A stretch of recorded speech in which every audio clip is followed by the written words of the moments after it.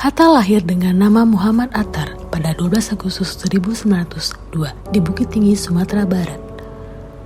Selama di Belanda, Hatta muncul sebagai tokoh penting dalam organisasi nasionalis, yaitu Perhimpunan Indonesia, di mana ia menjadi bendahara pada tahun 1922 dan ketua pada tahun 1930.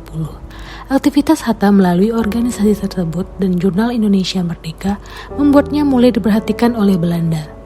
Pada tahun 1927, ia ditahan oleh Belanda bersama dengan 4 aktivis Perhimpunan Indonesia lainnya. Ia menolak berbagai tuduhan Belanda melalui pidato yang fenomenal Indonesia Merdeka. Saat Hatta kembali ke Indonesia pada Juli 1932, ia menjadi tokoh nasionalis paling berpengaruh di dalam negeri.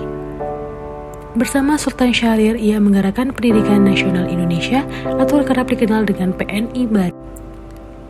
Hatta memang memilih berkooperasi dengan Jepang, tetapi ia menggunakan posisinya untuk meningkatkan semangat nasionalisme. Dengan kemerdekaan sebagai tujuannya, selama pendudukan Jepang, ia menjadi wakil ketua dari putra, anggota BPUPKI, dan juga PPKI. Seiring dengan revolusi masyarakat Indonesia yang tak terbendung, Hatta bersama Soekarno tampil sebagai pemimpin utama gerakan tersebut. Akhirnya, pada tanggal 17 Agustus 1945, Hatta berbagi otoritas dengan Soekarno, di mana ia menjadi wakil presiden pertama Indonesia. Selama 5 tahun pertama, mereka saling membagi tugas dan bekerja secara harmonis untuk negara yang masih sangat muda. Tak hanya menjadi wapres, Hatta juga pernah beberapa kali menjadi Perdana Menteri bagi Indonesia. Selama menjadi tokoh penting bangsa, Hatta amat terkenal dengan komitmennya pada demokrasi dan legitimasi bagi partai politik di Indonesia. Selain itu, ia juga dianggap tokoh koperasi, di mana ia digelari Bapak Koperasi Indonesia dalam Kongres Koperasi II pada 17 Juli 1953. Kerjasama dengan Soekarno ternyata harus menemui akhir di tahun 1956 ketika Hatta mengundurkan diri dari kursi wakil presiden. Sejak tak menjadi wapres, perannya di muka publik sudah semakin minimal. Hatta akhirnya menghembuskan nafas terakhirnya pada tahun 1980 dengan berbagai warisan pentingnya untuk bangsa ini. Berorientasi pelayanan, Bung Hatta menghabiskan hampir seluruh hidupnya untuk melayani bangsa dan negara Indonesia. Bahkan dari tempat pengasihan sekalipun. Di akhir ayatnya, Bung Hatta hidup sederhana. Akuntabel. Bung Hatta adalah orang yang jujur dan berintegritas. Bung Hatta selalu memberikan contoh pada bawahannya. Suatu kasus, dia pernah memarahi sekretarisnya karena menggunakan fasilitas negara untuk keperluan pribadi.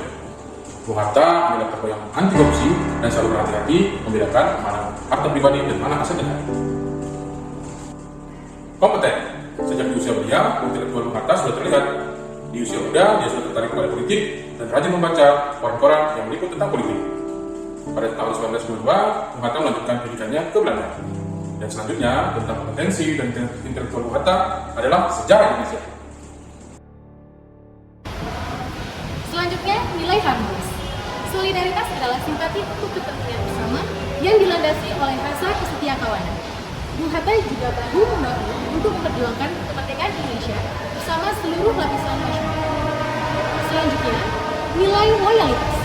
Artinya, Bung Hatta selalu mencintai dan mendahulukan kepentingan tanah air.